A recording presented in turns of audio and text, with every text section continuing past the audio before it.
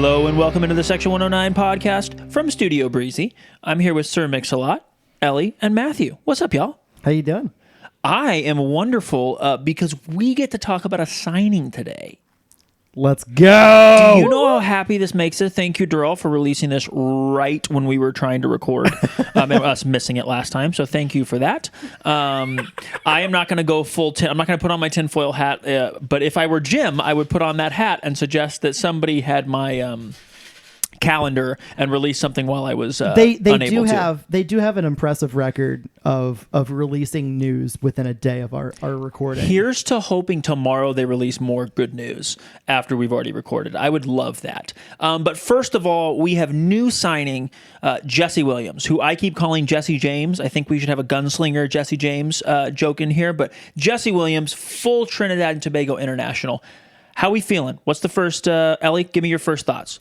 I saw that he played for Trinidad and Tobago and immediately thought national team stuff because it's really awesome to have an international player. I mean, that's a huge step from what we've had in the past.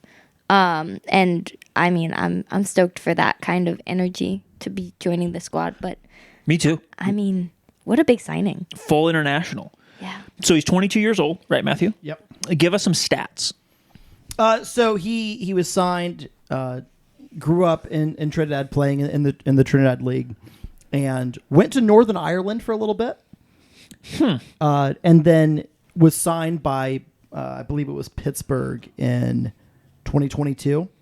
Played 7 games for them. I think a couple in the Open Cup.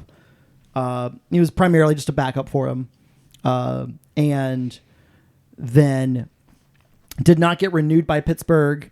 And spent the summer of 2023 in League 2 for Des Moines Menace. Our old friends Des Moines. He was not on the Open Cup roster. I think he was added after all that, because that was kind of a one-off type situation for them, playing that game in early April. And then after the League 2 season, he went to Central Valley Fuego in League 1, and he made 7 more appearances there.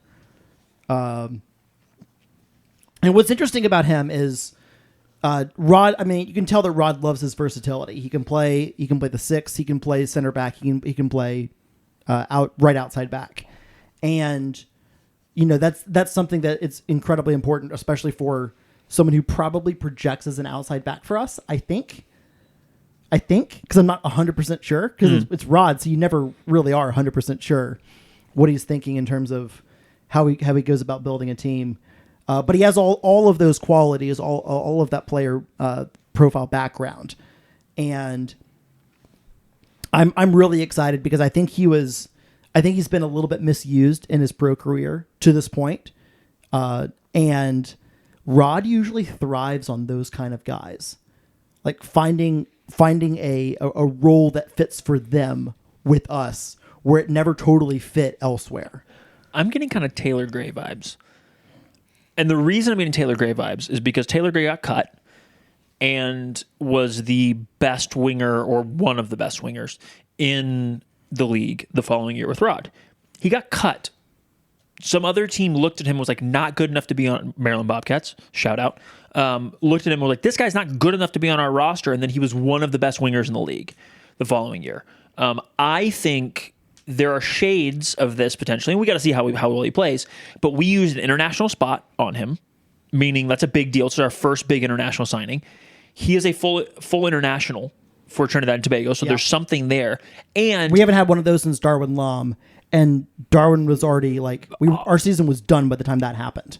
Anatoly Prepelica is a full international for Moldova. He's just not getting called up to every game the way that Darwin gets called up every game for Guatemala. He was not and called Jesse up at all. is getting called up currently every game for Trinidad and Tobago. You're correct. Anatoly was not called up at all during. And also, don't forget, Richard Dixon also has had some appearances. But yes, I agree with you. I'm just adding a little bit of context. We have guys that have made some appearances, but this is a guy that we expect to be missing for most of our overlaps with international windows, because we will play through international windows.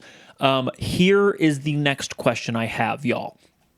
Trinidad and Tobago is about to play Canada for possible entry into the... Matthew, you can weigh in on this after Ellie does.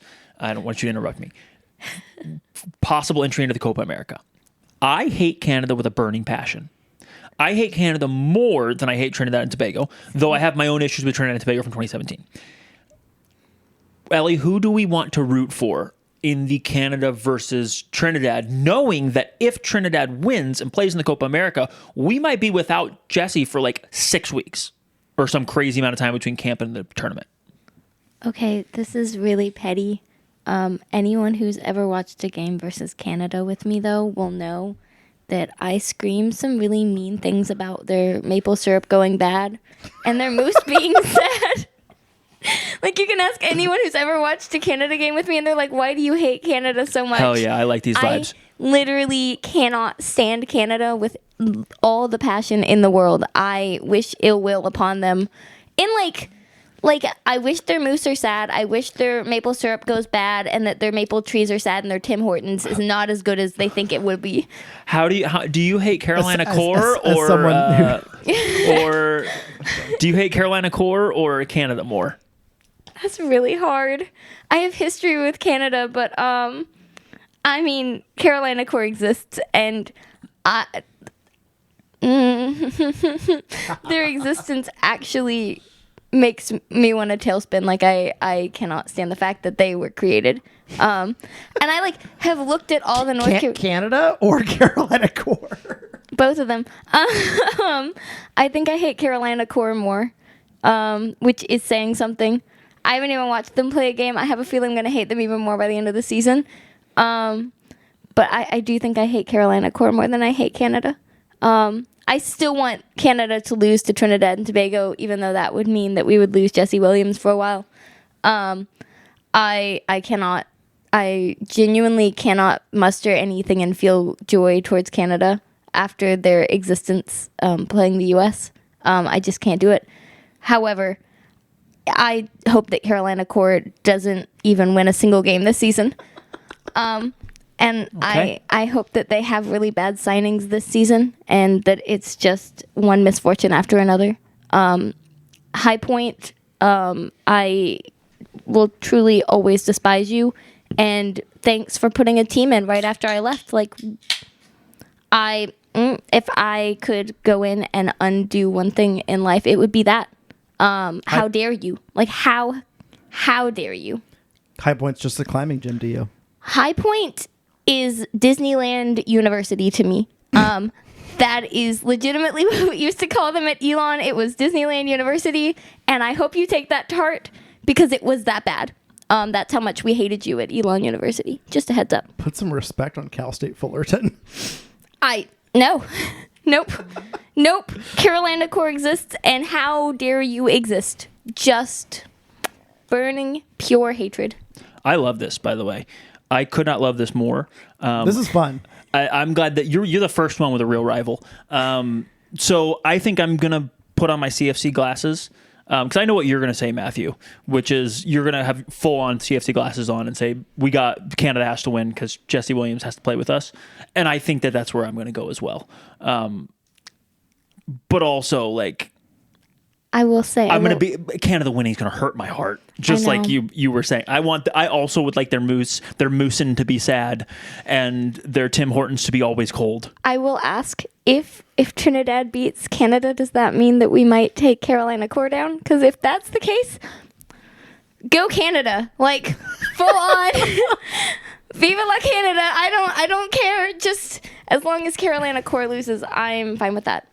So these are the proper vibes. I love this. Yeah, we've never had a full international get called up and miss time with the club. That's never happened in our club history. So it's going to be a bit of a new experience. In real soccer countries, they stop for international breaks. They don't play during big international tournaments.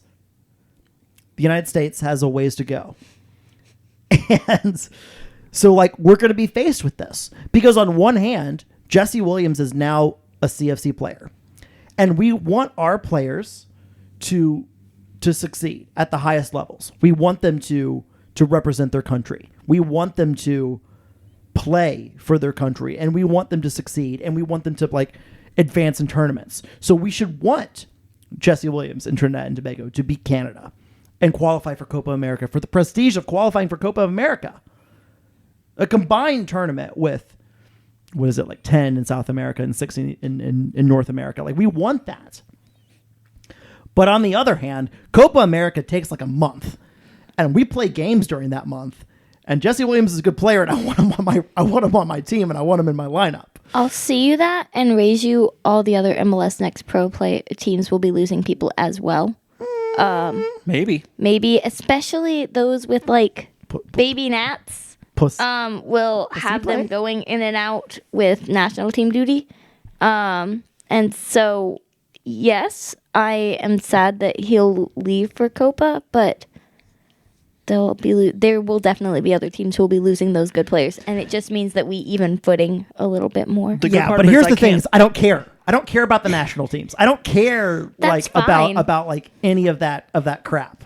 Like if we've got a CFC player and they play for the U.S. national team and it's like the U20 World Cup, guess what? Go fuck yourself, USA. Like, I want them playing for CFC because I care about CFC. I guess what I'm saying is like, yes, absolutely, I agree. However, if we look at it realistically, all these other clubs are going to have people who play internationally, and so it won't necessarily matter. That is a normal and good and reasonable take, and I will hear nothing of it. There we go. That's the one. The good part is I will be sad no matter what happens, because if Canada wins, I will be sad, and if Trinidad and Tobago wins and no Jesse Williams, I will be sad. I guess I could say happy, because I will also be happy for Jesse Williams if they win, although I'll be a little bit sad, but I'll also be happy for him, and I'll be really happy Canada loses. But yeah, it's a glass half full, glass half empty thing.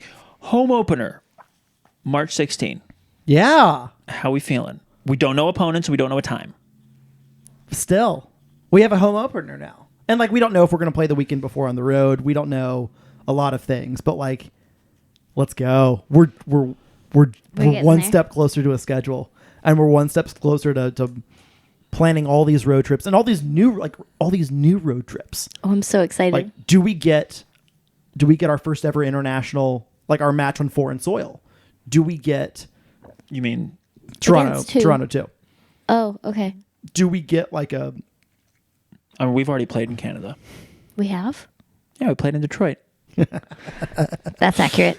First match we have to actually use a passport for it. Like, do we we know we kind of know where we're going to be playing, especially in the southeast portion. But like how does the rest of the country look in terms of like the Northern Division on the Eastern Conference? Like, what game do we get if we get a game with the Western Conference team? Is it a home and home? Is it going to a random place and then hosting another random Western Conference? Like, there's so many things that we don't know yet, and because it's the first year in this new league, like, there's so many new places to go and like new things to experience, and like what is the group of players that we have, and like, you know, in this new place, like,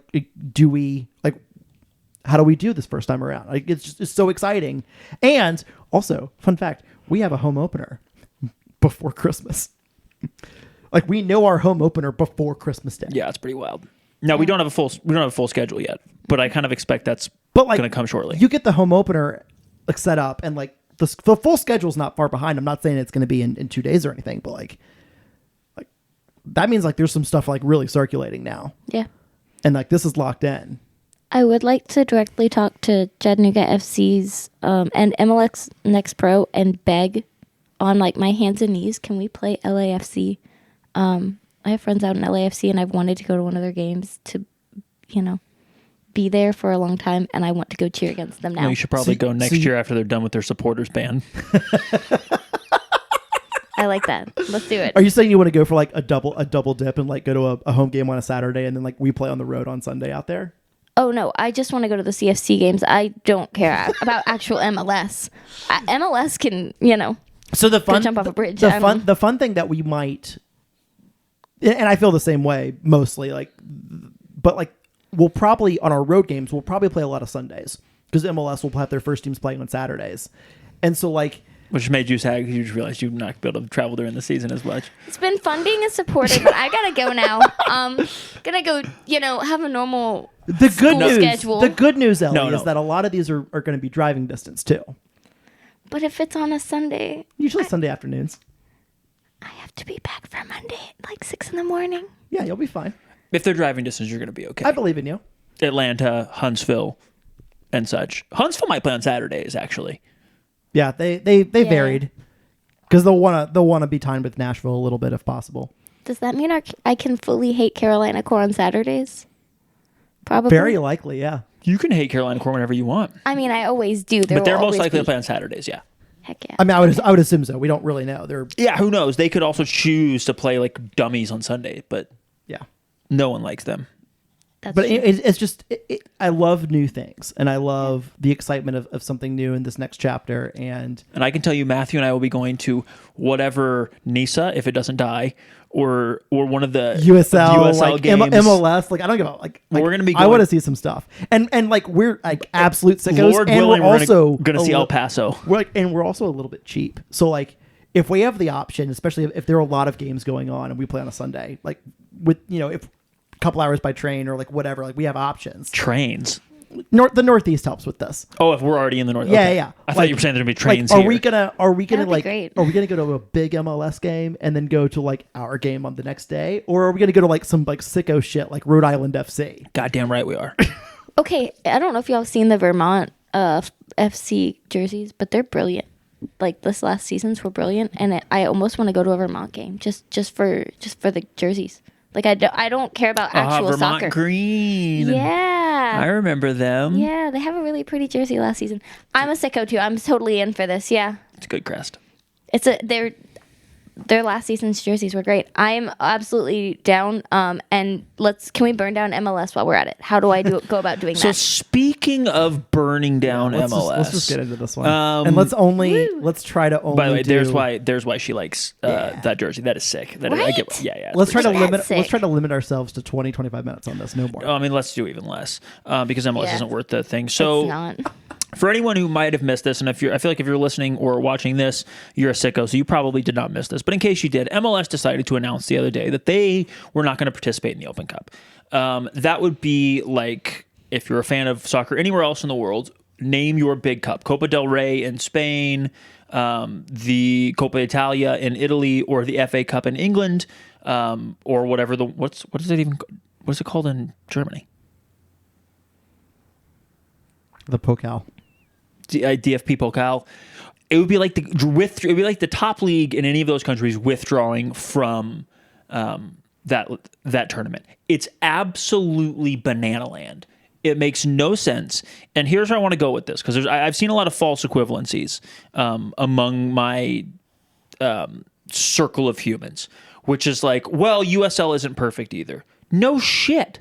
Fuck them as well. But right now, this isn't about USL. This is about MLS and doing what is nakedly bad for the game in this country and doing what is only good for them, which is just what they don't have is they don't have control of the TV rights and they don't have control of the scheduling. So they want to be doing their own League Cup bullshit and not having Open Cup, MLS teams in the Open Cup.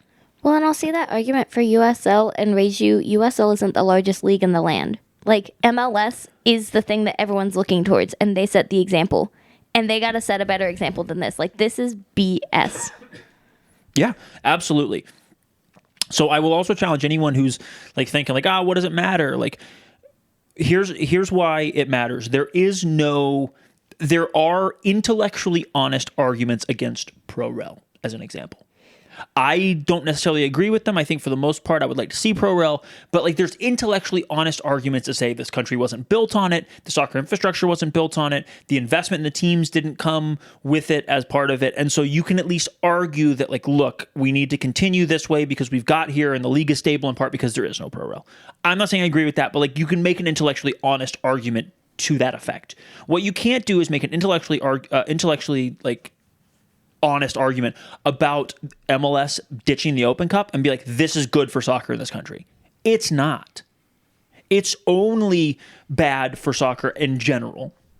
And it's very, very good commercially for MLS because they can just take the air out of everything else and fuck over anybody else they want. No longer do they get an MLS team. Like, imagine we got drawn to play with Atlanta United and host Atlanta United like we almost did last year. Yeah. That would have been a massive commercial game for us, a massive commercial success because we would have had, just like we had in the preseason, a huge crowd ostensibly from Atlanta and from other people from around who are like, oh shit, I get to see Atlanta play in Chattanooga. Would have been a massive gate for us and potentially push us closer, maybe not there, we don't know the numbers from last year, but closer towards sustainability and financial sustainability.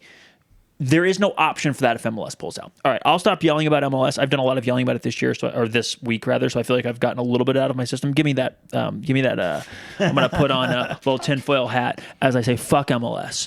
And even though I realize we just joined, so there's probably somebody listening to this like, you guys just joined MLS. Well, yeah, that doesn't mean I have to defend everything MLS does. Like MLS can simultaneously be the best platform for Chattanooga Football Club and also be completely 100% wrong as what they're trying to do here. Now, it seems like maybe they're going to end up playing because they're full of shit and pansies and didn't actually schedule through. It's interesting that U.S. Soccer #1 said no, and it isn't going to issue a waiver on this. That's interesting. Yeah. And the second thing is, like, the Sporting Kansas City schedule leaked on like Monday or Tuesday before we got U.S. Soccer's like decision and statement. LA Galaxy's also leaked. And like none of the Open Cup dates were played through, and it was a specific like not having the Open Cup for first teams was a specific reason for we can schedule on these dates. Then they didn't do it. And if you want to go down like a full on tinfoil like phase, I wonder, and this is probably not true, but that's why it's tinfoil, like, is at the highest levels of MLS and U.S. Soccer, did they collude in this moment to have a very public, keeping? Yeah. I realize it's not quite big enough, so it's more like a tin hat yarmulke, tinfoil yarmulke right now. Not that you're Jewish, just like that's how it fits more like, and it is appropriate because Hanukkah time. But you're getting. I'm going to give you mine too. Jesus Christ! This is Put some that one on real too. Did sicko MLS stuff here. Did MLS and USSF collude to make sure there was a high profile moment of U.S. Soccer, like having control of the PLS and dictating the PLS to one of its leagues, so that they make sure they win the lawsuit against the NASL, which goes to trial next year, so that they can set up all the future moves when USSF starts rubber stamping everything from MLS once like they've been given permission to do so. You are a wild boy. That is some real sicko stuff there. I don't think anybody has to wear a tin hat except for you the rest of this. I agree. The rest of this podcast. Jeez, it's like, how long have you been holding that one in? About 24 hours. That's deep. Once you start thinking about it, you're like, oh, fuck. I mean, I wouldn't count it out. That's how negative my perception is of both MLS and USSF, which I guess says a lot about their actions and about how they're perceived by everyone. However, here's what I'll say. I don't think either of them are smart enough to be able to do that. I don't think that they can think that far in advance. I don't give them that much credit. I just don't give them enough credit at all. I just don't think they're that smart to put together a scheme like this. I think MLS is pretty devious. Oh, I think they're pretty devious, but I just don't think they're smart. And I don't think that they would do this, and I can't give them credit for being smart for this. And honestly, I just think it's selfish, and I think it's money grabbing, and I think it's them throwing a hissy fit, like an absolute hissy fit, saying, and I mean, there's been a few more eyes on USL this year and MLS Next Pro with these movements and everything. I mean, I think it's MLS throwing a hissy fit and saying, no, we're supposed to be special. We're supposed to be the #1. Like, why are we having to deal with all these other people? We set up a system at the very beginning where we would profit. And didn't have to deal with anybody else. And now there are other people who are profiting, and we're not supposed to have that. This is us. We're supposed to be #1. I think I would clarify it in these sort of terms. MLS believes itself to be on par with the NBA, with Major League Baseball, with the NFL, and especially with the NBA and Major League Baseball for the minor league comparisons. I guess the NHL also works here. That's what they aspire to be. Yeah. And soccer works differently around the world. But also, it's not like other leagues don't exist. It's baseball is less prevalent in Europe, especially, but like basketball and hockey leagues exist across Europe. Yeah. MLS wants to be the major league where everything they want to be the Super League, in effect, and that is the long-term goal. Yeah. And when you look at that and you don't really care about how you get there, you end up with like, would Major League Baseball, although it would be cool as hell, let's be very clear, would Major League Baseball ever set up a tournament where like the single A teams play each other for the right to play some double A teams, for the right to play triple A teams, for the right to play Major League Baseball teams, and then they like finish it off to see you like who wins this like random like one-off set of cup? Like no. Major League Baseball would never do that. And if you look at it from MLS's perspective, why would MLS also do something like that? Yeah. Well, it's because you play fucking soccer and like you signed up for this shit. Well, and it's not only that, but like look at the joy it brings all the English teams in the lower leagues when like you have a community around a team and you can all gather together and be like, look at our team that's tiny and insignificant, and now we're playing Arsenal. Like, yeah.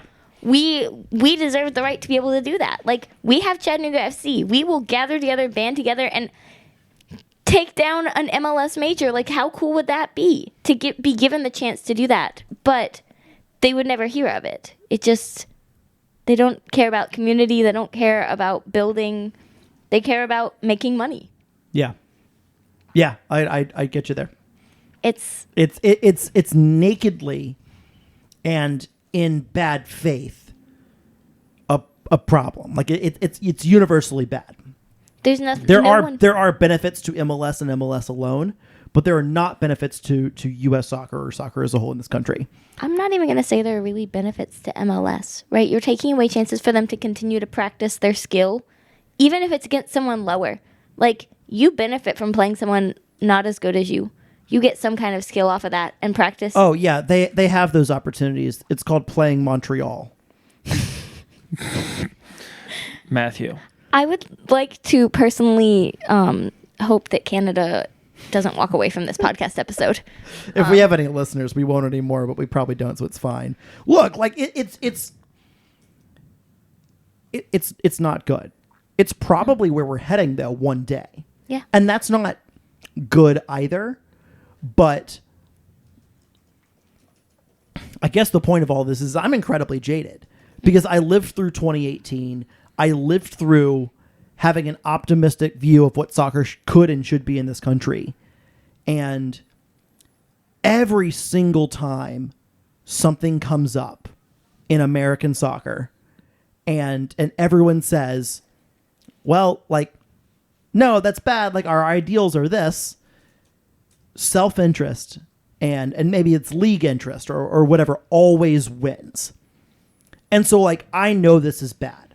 It's a problem. But also,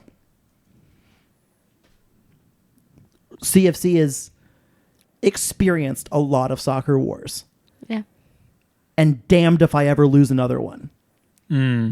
We will lose more, but the best part about it... We won't lose more. CFC won't lose anymore. Here's the thing, though. I will kill things with my bare hands. And kill teams with my bare hands to make it so. Because you don't unilaterally surrender.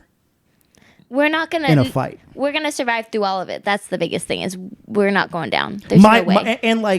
And this is very much like a part of the soccer wars. Now MLS has declared war on the rest of U.S. soccer. It wants all of it for itself. Yeah. And it wants. It'll take. What are there 30 teams after San Diego? Like they'll take a couple more eventually to MLS. And everyone else is joining us in Next Pro. As a professional team. I was going to ask, I mean, what happens when, I'm going to say when, as much as I hate that statement, what happens when MLS takes USL finally? Do we finally get to keep this tournament without any arguments? Do we finally get to put in Pro Rel? I don't think Pro Rel ever happens. I will say if and when the entire pyramid combines, all the pro pyramid combines, which I think Matt and I both think it's an inevitability that MLS eventually just pays the money to buy USL, whether that's now or 5 years from now. USL has no worth unless what MLS wants to pay for it. But the US Open Cup will, And what USL wants to sell for. Yeah. but here's what will happen, I think. MLS will absolutely bring back a version of the Open Cup at that point because they probably will have successfully killed it. I don't think this may have been their first salvo, but they'll figure out a way to kill it. They'll change PLS so it doesn't matter. They have enough influence. They'll do whatever. But then they'll bring it back in a way that benefits them. Where everybody, if they own every team, then it doesn't really matter. It doesn't really matter. Well, they don't own every team, but if they own the pyramid, every team exists in their framework. so then they can do their own thing where they get their own whatever, and because it will benefit. Like look what the NBA is doing. The NBA is putting a cup in the middle of their season, right? Yeah, but it doesn't. Like cups, it doesn't include the G League. But cups, no. But I'm saying cups are fun right now. Yes. So like they will probably bring some version of a league's cup back. Look, there's 2 cups in England, right? There's the FA Cup and there's Carabao Cup. The Carabao Cup / Community Shield. There's more than that. But but those are the 2 big ones. You have the Football League Cup, which the Premier League doesn't compete in, but everybody else does because the Premier League broke away. But they still compete in the FA Cup. But they have the one that. Yeah. My point is, less people care about the Community Shield because it's less whatever. It will be less important, most likely, whatever they do. But I do think they'll bring back some version of it. But it'll just be to benefit MLS. But they'll just do it in a way that benefits them. They also and only have them. to have everything under one system, and like they view themselves like Major League Baseball, like all of baseball, with the exception of a few independent leagues. All of baseball is under MLB, and the role of the federation, especially for I'm thinking about hockey and hockey and basketball here. The role of like the federation is purely to like manage and run the national teams, and that the major league covers everything, like covers the professional operation of sports. There is like I saw somebody. There's been chatter online on Twitter and whatever about things like this, and I think somebody said, that the Department of Justice would have an issue with this. No, they fucking won't, because major sports leagues that operate under collective bargaining agreements for their employees, there's tons of precedent for this. Yeah, and especially because like as long as the PLS or whatever, as long as US Soccer allows an independent avenue. Yeah. Which you want to put the tinfoil back on. That's why they're keeping Nisa around. Because there's no other explanation. Okay. Then like you're looking at a future where like it's just whenever you want to give some wannabe like Tampa real estate guy and some Section 8 asshole slumlord in Atlanta a big enough check to walk away. That's when this all happens.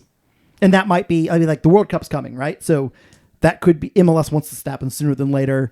USL's trying to get as much expansion fee money and retirement money or whatever. But like there will be a time when,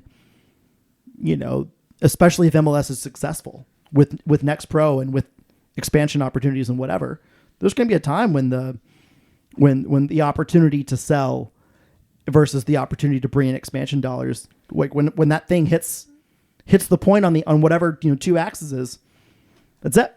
Yeah.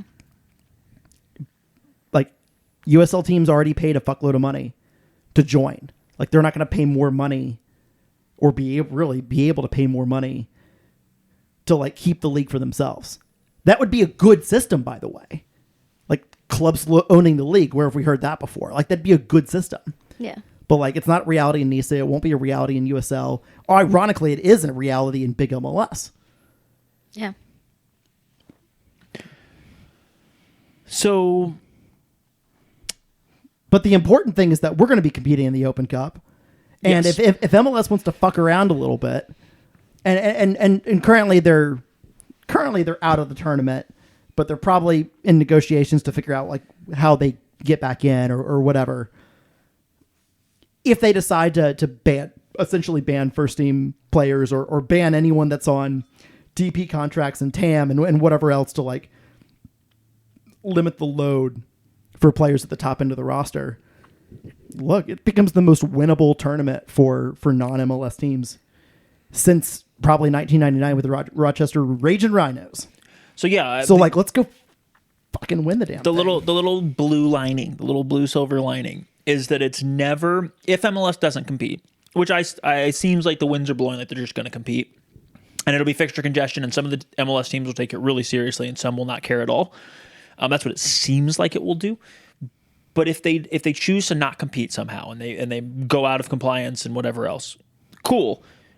We can't do anything about it. I can be mad about it on the macro scale, but what I can be happy about is that there will never have been, like you said, since 1999, which even then, by the way, was not an easy tournament because that was MLS still existed at the time.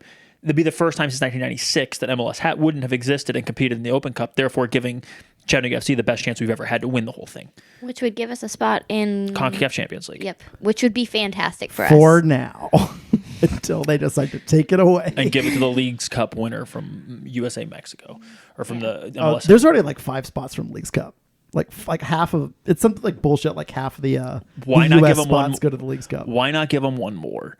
So yeah, in the end of the day, like I've yelled about it all week, but I'm kind of running out of steam, which is like whatever happens, like at least CFC's still in it. Like MLS has said as much. US Soccer hasn't mentioned anything, but it doesn't behoove anyone to ban us. So like, let's go rock out. Let's go make some noise. And if MLS doesn't want to take this serious, like, let's go see if we can't, do some real damage, Yeah, absolutely. Well, thank you all for joining. I think that's all the news we have, and we've done almost 40 minutes. So listeners, thank you for listening. Viewers, thank you for viewing. And we will catch up with y'all very soon. Happy holidays. Merry Christmas to all those who celebrate. Happy New Year. And we'll catch up to everyone soon. Peace.